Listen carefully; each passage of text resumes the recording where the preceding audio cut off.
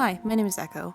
I have a very weird life, and today I want to share it with you. Let's start with the family! I was born in Arizona, shortly followed by my younger sister Jade. I also have an older sister named Simone, and my mother's name was Ida. My dad left our family when I was still a baby, so I don't really have any childhood memories of him. But you know, dads leave. It happens. Life goes on. I'm fine.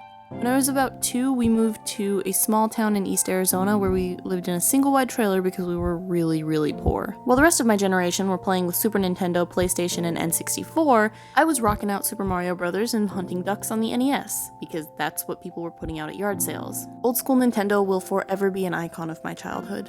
I also spent a lot of time in my childhood drawing. I drew something every single day as a kid just because I really loved doing it. I really wanted to be a comic book artist or an animator when I grew up. When I was about 8 years old, I invented an entire imaginary world in my head, and whenever I felt sad or alone, I would just stare off into space and imagine the people that lived there, watching over them like a mighty and powerful god. And I'm pretty sure this is where I got my daydreaming problem from, because I can still stare at walls for hours on end and not get bored. I didn't realize it at the time, but when I would think about this imaginary world, I would also talk to myself, and I even started making up a language and an alphabet for it. This, on top of childhood panic attacks and a plethora of other strange behaviors, actually led my mother to think that I was possessed by the devil, to the point where she had a priest perform an exorcism on me, and then naturally when that didn't work, they sent me to a child psychologist. After 6 years of therapy, as I was about to finish middle school, my last psychiatrist decided that I was finally mentally stable.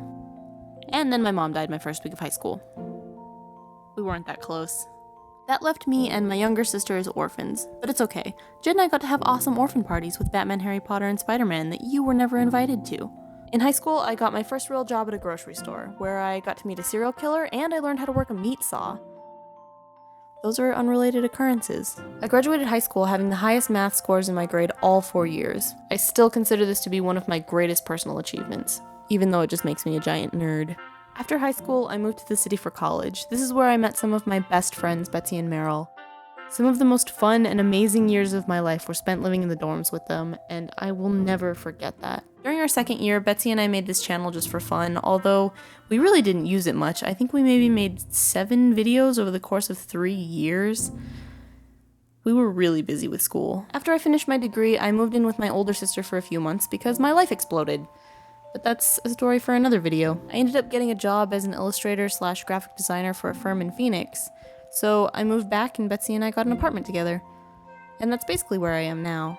I'm kind of just trying to figure out what I'm doing with my life at the moment, and I'm making all these videos in the meantime because it's a fun hobby and I've met some amazing people because of it. Naturally, there are other things in my life that I've left out just because of time restraints and regret. But that was a brief overview of the soap opera that is my life. So if you're one of the 4 people who watch this, then please like it for me and subscribe for more of my facetious face. Thanks for watching, I'll see you later. Bye!